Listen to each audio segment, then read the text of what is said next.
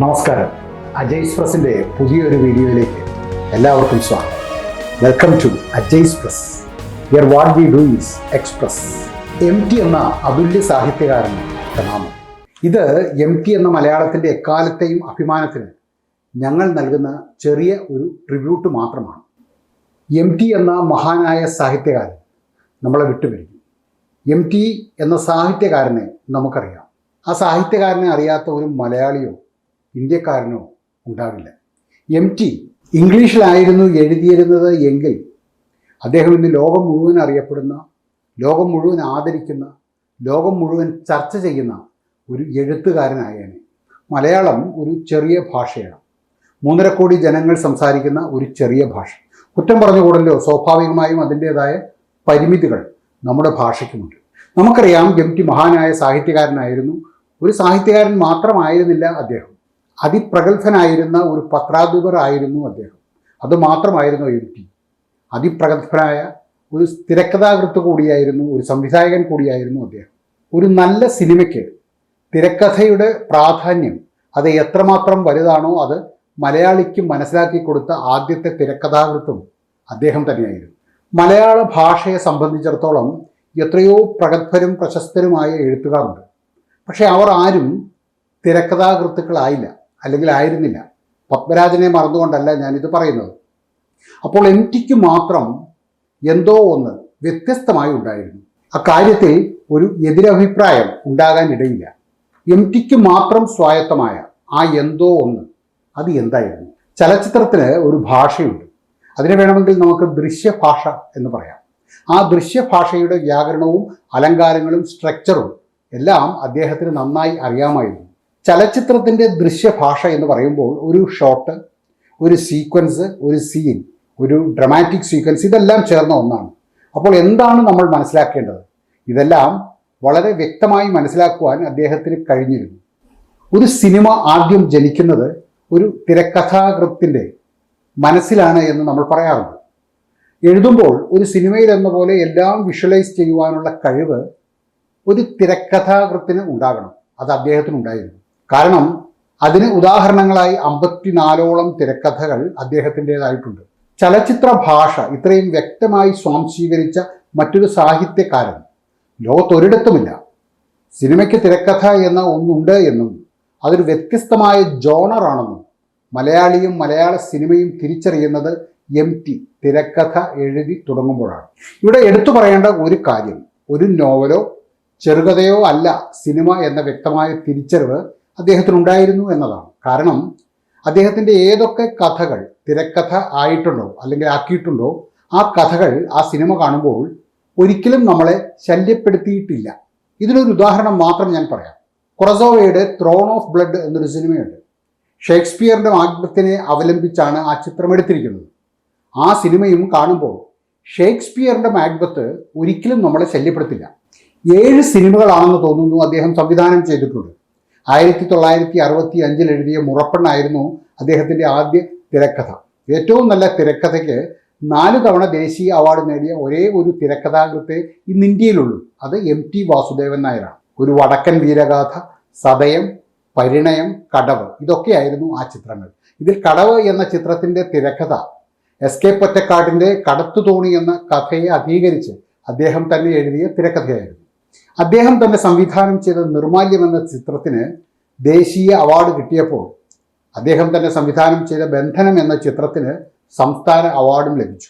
PJ ആന്റണിക്ക് ഏറ്റവും നല്ല നടനുള്ള ദേശീയ പുരസ്കാരവും നിർമാല്യം കൊണ്ടുവന്നു. എന്തൊക്കെയാണ് ഇങ്ങനെ MTയെ വ്യത്യസ്തനായ ഒരു തിരക്കഥാകൃത്ത് ആക്കുന്നത്? ചലച്ചിത്രം എന്ന മാധ്യമത്തെക്കുറിച്ചുള്ള അതിൻ്റെ നരേറ്റീവ് സ്ട്രക്ചറിനെ സംബന്ധിക്കുന്ന അഗാധമായ അറിവ് അദ്ദേഹത്തിനുണ്ടായിരുന്നു. നമുക്കറിയാം, നോവലിസ്റ്റുകൾ കമ്പല്ലിംഗ് നറേറ്റീവുകൾ ക്രാഫ്റ്റ് ചെയ്യുന്നതിൽ മാസ്റ്റേഴ്സ് ആണ് എന്ന്. MT എന്ന നോവലിസ്റ്റിന് അദ്ദേഹത്തിൻ്റെ തന്നെ പരന്നു കിടക്കുന്ന കഥകളെയും നോവലുകളെയും അതിൻ്റെ ആത്മാവ് ഒട്ടും ചോർന്നു പോകാതെ കൺസൈസ് ചെയ്ത് സിനിമയ്ക്ക് ആവശ്യമുള്ള അനുയോജ്യമായ തിരക്കഥകളിലേക്ക് സംഗ്രഹിക്കുവാൻ കഴിഞ്ഞിരുന്നു. സിനിമ എന്ന മാധ്യമത്തിന് സാധ്യതകൾ ഉള്ളതുപോലെ തന്നെ അതിലേറെ പരിമിതികളുമുണ്ട്. പ്രത്യേകിച്ചും ഒരു നോവലുമായി താരതമ്യപ്പെടുത്തുമ്പോൾ ഒരു നോവലിസ്റ്റിന് ഒരു കഥാപരിസരം സ്വിറ്റ്സർലൻഡിലേക്കോ കാശ്മീരിലേക്കോ മാറ്റുവാൻ വായനക്കാരെ അങ്ങോട്ട് കൊണ്ടുപോകുവാൻ പെട്ടെന്ന് കഴിയും. എന്നാൽ ഒരു സിനിമയിലോ ഒന്നുകിൽ അങ്ങോട്ട് പോകണം, അല്ലെങ്കിൽ അതിനനുസരിച്ച് സെറ്റ് ഇടണം. പറഞ്ഞു വന്നത്, ഈ മാധ്യമത്തിൻ്റെ ഈ ഒരു പരിമിതി അത് മനസ്സിലാക്കിക്കൊണ്ട് അദ്ദേഹത്തിൻ്റെ തന്നെ സൃഷ്ടികളുടെ എസൻസ് അതൊട്ടും ചോർന്നു പോകാതെ, അതിൻ്റെ ഇമോഷണൽ കോർ അല്പം പോലും ബലി കഴിക്കാതെ അങ്ങനെ തന്നെ ട്രാൻസ്ലേറ്റ് ചെയ്യുവാൻ അദ്ദേഹത്തിന് സാധിച്ചിട്ടുണ്ട് എന്നാണ്. എം ടിയുടെ നോവലുകൾ ശക്തരായ കഥാപാത്രങ്ങൾ കൊണ്ട് സമ്പന്നമാണെങ്കിൽ ആ കഥാപാത്രങ്ങളെ സ്ക്രീനിലേക്ക് അങ്ങനെ തന്നെ സന്നിവേശിപ്പിക്കുവാൻ അദ്ദേഹത്തിനായിട്ടുണ്ട്. പ്രധാന കഥാപാത്രങ്ങൾക്ക് വേണ്ടി മാത്രമായിരുന്നില്ല, സപ്പോർട്ടിംഗ് ക്യാരക്ടേഴ്സിന് വേണ്ടി കൂടി വളരെ ശക്തമായ പാത്ര സൃഷ്ടി നടത്തുവാൻ അദ്ദേഹത്തിന് കഴിഞ്ഞിരുന്നു. പാത്ര സൃഷ്ടിയിലുള്ള ആഴവും സങ്കീർണതയുമാണ് ഓരോ സിനിമയെയും വിശ്വസനീയവും വിശ്വാസയോഗ്യവും എൻഗേജിങ്ങുമാക്കുന്നത്. എം ടിയുടെ ഒരു കഥാപാത്രമാകാൻ കൊതിക്കാത്ത ഒരു മലയാളി ചലച്ചിത്ര നടനും ഇല്ലായിരുന്നു. എല്ലാവരുടെയും, എല്ലാ നടന്മാരുടെയും എക്കാലത്തെയും ഒരു ആഗ്രഹമായിരുന്നു അത്. എന്നാൽ വളരെ കുറച്ചു പേർക്കേ അതിന് ഭാഗ്യം സിദ്ധിച്ചുള്ളൂ, അല്ലെങ്കിൽ കഴിഞ്ഞുള്ളൂ. എം ടിയുടെ നോവലിലെ ഡയലോഗുകൾ അതിൻ്റെ ആധികാരികതയും അതിൻ്റെ സ്വാഭാവികതയും കൊണ്ട് തന്നെ ഒട്ടേറെ പ്രശംസയ്ക്ക് പാത്രമായിട്ടുണ്ട്. ഈ ഒരു കഴിവ് അദ്ദേഹത്തിൻ്റെ തിരക്കഥകളിലേക്കും അദ്ദേഹം സൃഷ്ടിച്ച കഥാപാത്രങ്ങളിലേക്കും അങ്ങനെ തന്നെ ക്യാരി ചെയ്യുവാനും കഥാപാത്രങ്ങളിലേക്ക് സ്വാഭാവികതയുടെ ലെയറുകൾ കൊണ്ടുവരുവാനും അദ്ദേഹത്തിന് കഴിഞ്ഞിട്ടുണ്ട്. വെറുതെ ഒരു ഫങ്ഷണൽ ഡയലോഗ് എന്നതിൽ ഉപരി അദ്ദേഹത്തിൻ്റെ തിരക്കഥകളിലെ സംഭാഷണങ്ങൾ കഥാപാത്രത്തിൻ്റെ ക്യാരക്ടർ ഡെവലപ്മെൻറ്റിനും കഥയുടെ തീം വെളിവാക്കുന്നതിനും ഉപകരിക്കുന്ന ഒരു ടൂൾ കൂടിയായിരുന്നു. അദ്ദേഹത്തിൻ്റെ സ്വന്തം നോവലുകളെയും കഥകളെയും മാത്രമല്ല, വളരെ കുറച്ചാണെങ്കിലും മറ്റുള്ളവരുടെ കഥകളും വളരെ ഭംഗിയായി അതിൻ്റെ കലാപരതയെ ഒട്ടും ബലികഴിക്കാതെ സിനിമയിലേക്ക് അഡാപ്റ്റ് ചെയ്യുവാൻ അദ്ദേഹത്തിന് സാധിച്ചു. ഇവിടെ ഒരു പ്രശ്നമുണ്ട്. ഒരു നോവലിനെ എന്ത് കൊള്ളണം, എന്ത് തള്ളണം, അതിനെ 2-2.5 മണിക്കൂറോ ഉള്ള ഒരു സിനിമയാക്കി മാറ്റണം, അതും നോവലിൻ്റെ ആത്മാവ് ഒട്ടും ചോർന്നു പോകാതെ. ഒരു സിനിമാറ്റിക് കംപ്രഷൻ ഇതെങ്ങനെ സാധിക്കും എന്ന് നമുക്ക് കാണിച്ചു തന്നത് എം ടി ആണ്. സ്വന്തം കൃതികളെയാണെങ്കിലും അതിനെ അങ്ങനെ തന്നെ സിനിമയിലേക്ക് ട്രാൻസ്ഫർ ചെയ്യാതെ അതിനെ ഒരു സിനിമാറ്റിക് ഫോമിലേക്ക് പുനർവ്യാഖ്യാനം ചെയ്യുവാനാണ് അദ്ദേഹം ശ്രമിച്ചത്. എം ടി എന്ന തിരക്കഥാകൃത്തിൻ്റെ കഴിവുകൾ നമുക്കറിയാം. പക്ഷേ അതിനെ വളരെ എഫക്റ്റീവായി സ്ക്രീനിലേക്ക് സന്നിവേശിപ്പിക്കുവാൻ അദ്ദേഹത്തിന് സാധിച്ചത് അദ്ദേഹത്തിൻ്റെ കൂടെ നിന്ന സംവിധായകരുടെ കൂടി കഴിവാണ്. ഹരിഹരനായിരിക്കുമെന്ന് തോന്നുന്നു അദ്ദേഹത്തിൻ്റെ തിരക്കഥകൾ ഏറ്റവും കൂടുതൽ സിനിമയാക്കിയത്. അതുപോലെ തന്നെയാണ് അദ്ദേഹത്തിൻ്റെ മനസ്സിലുള്ള കഥാപാത്രങ്ങൾക്ക് വേഷപ്പകർച്ച നൽകിയ നമ്മുടെ നടന്മാരും. എം ടിയുടെ നായകന്മാർക്ക് ജീവൻ നൽകിയ നടന്മാർ നിരവധിയാണ്. ആ നടന്മാരുടെ ആ സിനിമകളാണ് അവർക്ക് മലയാള സിനിമയിൽ ഒരു സ്ഥാനവും പ്രശസ്തിയും നേടിക്കൊടുത്തത്. ആ നടന്മാരുടെ അല്ലെങ്കിൽ നടിമാരുടെ അഭിനയസിദ്ധിയും വെളിച്ചത്ത് കൊണ്ടുവരുവാൻ ആ സിനിമകൾക്കായി. ഞാൻ നേരത്തെ പറഞ്ഞതുപോലെ എല്ലാ നടന്മാരും എം ടി എഴുതിയ ഏതെങ്കിലും ഒരു തിരക്കഥയുടെ ഭാഗമാകുവാൻ ആത്മാർത്ഥമായിട്ട് ആഗ്രഹിച്ചിട്ടുണ്ട്. മലയാളത്തിലെ ഒട്ടുമിക്ക നായക നടന്മാരും എം ടിയുടെ തിരക്കഥയിൽ അഭിനയിച്ചു. അതിൽ തന്നെ പല സിനിമകളും അവരുടെ അഭിനയ ജീവിതത്തിലെ ഏറ്റവും നല്ല ചിത്രങ്ങളോ അല്ലെങ്കിൽ അവരുടെ അഭിനയത്തിൻ്റെ മാറ്റുരയ്ക്കുവാൻ തക്കവണ്ണം കഴമ്പുള്ള കഥാപാത്രങ്ങൾ ഉണ്ടായിരുന്ന ചിത്രങ്ങളോ ആയിരുന്നു. അനശ്വരനായ സത്യൻ എം ടിയുടെ തിരക്കഥയിൽ അഭിനയിച്ച ആദ്യ ചിത്രം 1966 പുറത്തിറങ്ങിയ പകൽക്കിനാവായിരുന്നു. എം ടിക്ക് വേണ്ടി അധികം ചിത്രങ്ങളിലൊന്നും സത്യൻ അഭിനയിച്ചിട്ടില്ല. പിന്നീട് 1970 ഇറങ്ങിയ കുട്ടിയടത്തി, എം ടിയുടെ തിരക്കഥയിൽ ഇറങ്ങിയ ഈ 2 ചിത്രങ്ങളിൽ മാത്രമേ സത്യൻ അഭിനയിച്ചിട്ടുള്ളൂ. പ്രേം നസീറിന്റെ അഭിനയ ജീവിതത്തിൽ അദ്ദേഹം അവതരിപ്പിച്ച ഏറ്റവും നല്ല കഥാപാത്രം ഇരുട്ടിന്റെ ആത്മാവിലെ വേലായുധനായിരുന്നു. അതും എം ടിയുടെ തിരക്കഥയായിരുന്നു. കൂടാതെ 1965 ഇറങ്ങിയ മുറപ്പെണ്ണ്, 1967 ഇരുട്ടിന്റെ ആത്മാവ്, 67 തന്നെ നഗരമേ നന്ദി, 68 അസുരവിത്ത്, 1970 പുറത്തിറങ്ങിയ നിഴലാട്ടം, 74 പാതിരാവും പകൽ വെളിച്ചവും, 1985 റിലീസായ വെള്ളം തുടങ്ങിയ ചിത്രങ്ങളെല്ലാം പ്രേം നസീർ എന്ന നടനിലെ അഭിനേതാവിനെ നമുക്ക് കാണിച്ചു തന്ന ചിത്രങ്ങളായിരുന്നു. അതുപോലെ തന്നെയാണ് മധു എന്ന നടന്റെ അഭിനയ ജീവിതത്തിലെ ഏറ്റവും നല്ല ചിത്രങ്ങളിൽ ഒന്നായ PN മേനോൻ സംവിധാനം ചെയ്ത ഓളവും തീരവും എന്ന ചിത്രം. പിൽക്കാലത്ത് മലയാളത്തിലെ ആർട്ട് സിനിമാ പ്രസ്ഥാനത്തിന് ചാലക ശക്തിയായത് ഈ ചിത്രമാണ്. നഗരമേ നന്ദി വരുന്നത് 1967 1970 ഓളവും തീരവും വരുന്നത്. 1971 മാപ്പുസാക്ഷി, 71 തന്നെ വിത്തുകൾ, 79 പുറത്തു വന്ന ഇടവഴിയിലെ പൂച്ച മിണ്ടാപ്പൂച്ച, പിന്നീട് 1985 വെള്ളം, 1988 അതിർത്തികൾ, ഇതൊക്കെ ശ്രീ മധുവിന്റെ MT ചിത്രങ്ങളായിരുന്നു. സുകുമാരന്റെ ഏറ്റവും നല്ല സിനിമകളും MTയുടെ തിരക്കഥയിൽ പിറന്നവയായിരുന്നു. ബന്ധനമായിരുന്നു അതിൽ ഏറ്റവും പ്രധാനപ്പെട്ട സിനിമ. നിർമാല്യം, വിൽക്കാനുണ്ട് സ്വപ്നങ്ങൾ, വളർത്തുമൃഗങ്ങൾ, വാരിക്കുഴി ഇതെല്ലാം സുകുമാരൻ MT കൂട്ടുകെട്ടിൽ പിറന്ന സിനിമകളായിരുന്നു. MTയുടെ ഏറ്റവും കൂടുതൽ കഥാപാത്രങ്ങൾക്ക് ജീവൻ നൽകാൻ കഴിഞ്ഞത് മമ്മൂട്ടിക്കാണ് എന്നാണ് എനിക്ക് തോന്നുന്നത്.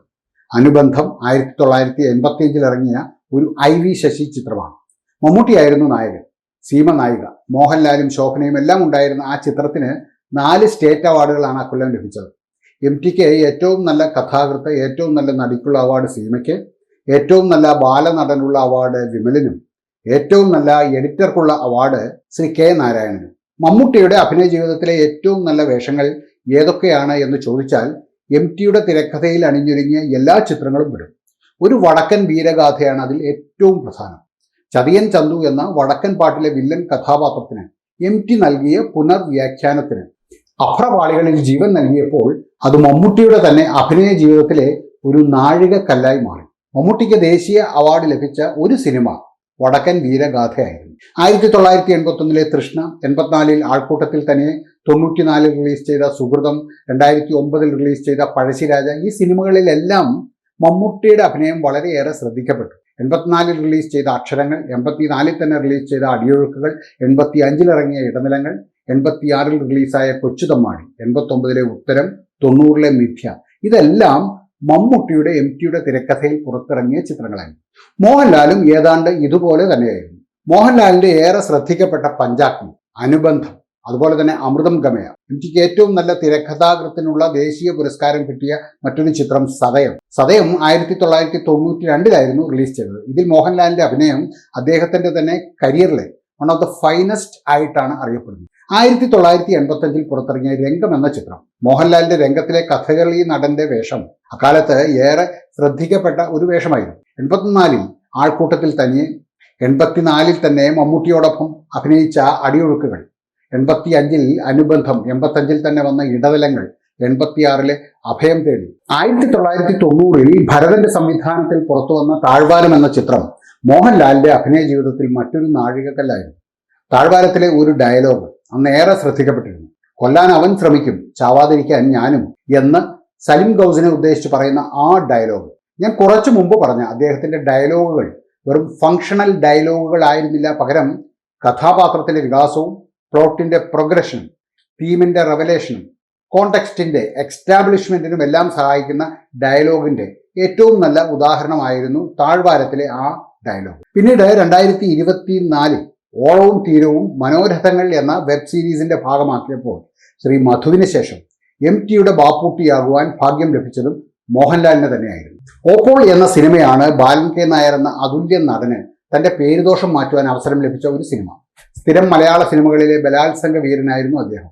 അതുകൊണ്ട് എന്തു വേണ്ടു, അക്കാലത്തെ ഏറ്റവും നല്ല നടനുള്ള ദേശീയ അവാർഡ് ബാലൻ K നായർക്ക് ലഭിക്കുകയും ചെയ്തു. എടുത്തു പറയേണ്ട വേറൊരു പേര് PJ ആന്റണിയുടേതാണ്.